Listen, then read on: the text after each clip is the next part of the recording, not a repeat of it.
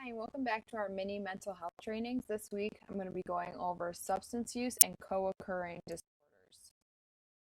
I'm going to discuss the overlap between mental illness and substance use, learn how to recognize the difference between a relapse and a slip, describe effective communication strategies, and discuss how COVID-19 may be affecting those with substance abuse and co-occurring disorders.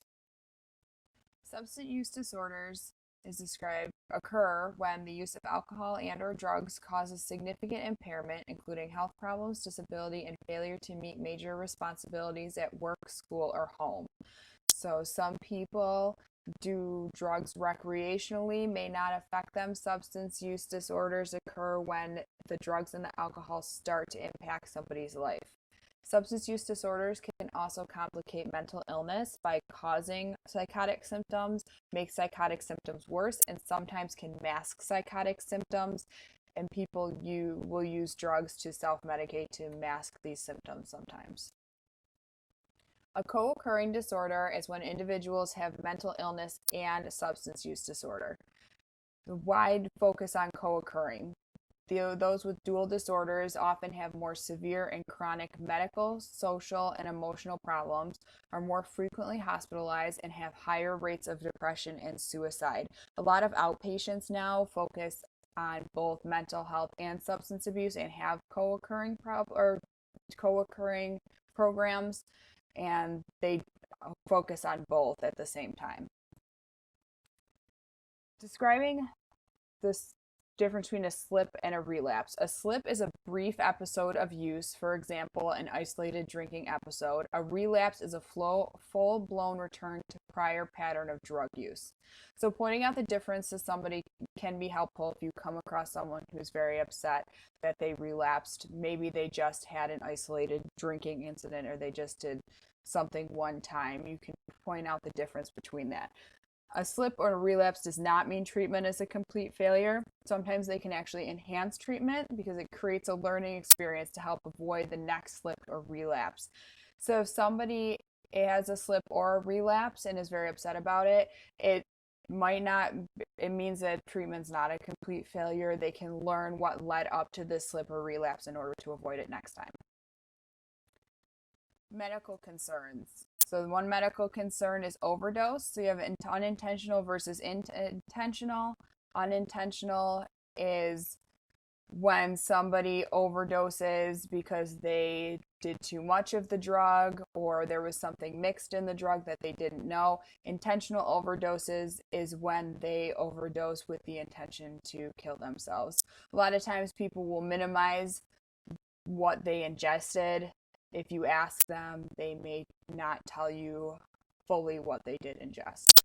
Also, alcohol withdrawal can be fatal. So if someone's withdrawing from alcohol, make sure to get them medical attention right away. When you come across someone who has substance use disorder, make sure you listen for what could be contributing to the situation. So besides substance use, is there something situational going on? Is it mental health? Is there a medical issue going on? Reframing the incident as a slip might help, but don't minimize the situation. However, it might be helpful to point out the difference between a slip and a relapse. Allow time for them to vent. Something might have happened that led up to them relapsing or using the substances again. As always, empathetic statements may be helpful.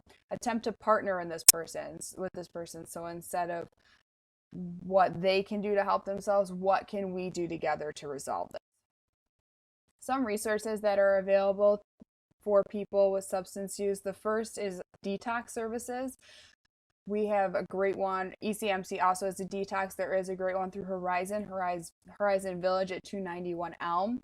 They will provide medical treatment and stabilization for withdrawal from alcohol, opiates, and benzodiazepines. Admission is arranged via the phone through Horizon Central Admission Department, and the number for that is 831-1800. It is very important to note that the aftercare plan is extremely important when referring to detox, because the overdose risk is significantly increased after the drugs have left the system. Sometimes when people go to detox, they'll come back out and they'll do the same amount of drugs or substances that they did before.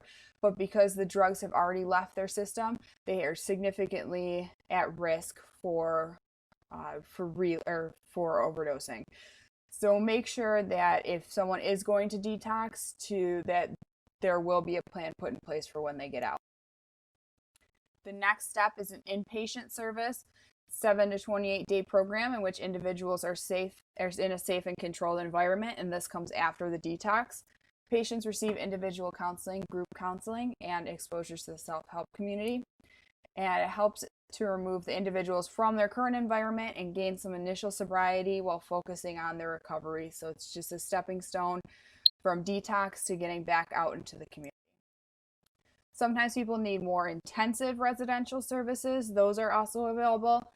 They are longer term inpatient stay, about 3 to 6 months usually, aimed at assisting individuals that have not been able to achieve and maintain success after attempting outpatient and other inpatient treatments. This treatment consists of a rigorous schedule of counseling and enrichment activities. There are 2 big ones near us, Horizon Village, which is in Sanborn. I know that's outside of Erie County, but there's the number for that if someone is interested in intensive residential treatment. Also, the Renaissance Addiction Services, which is in West Seneca, and it's for adolescents ages 16 to 25.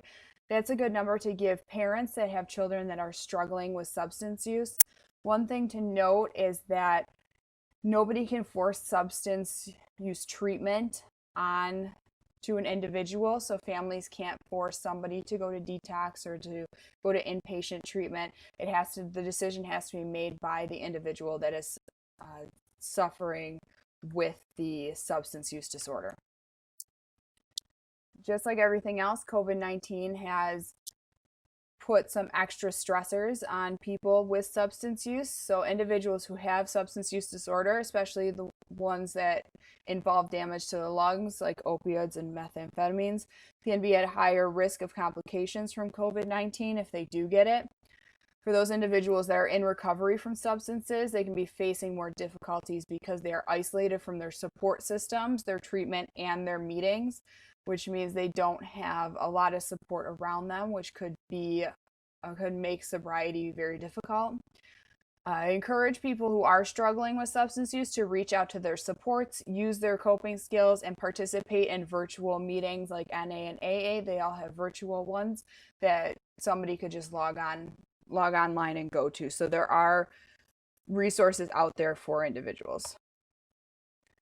Thank you for listening. This is my contact information if anyone needs anything, and I hope you have a great day.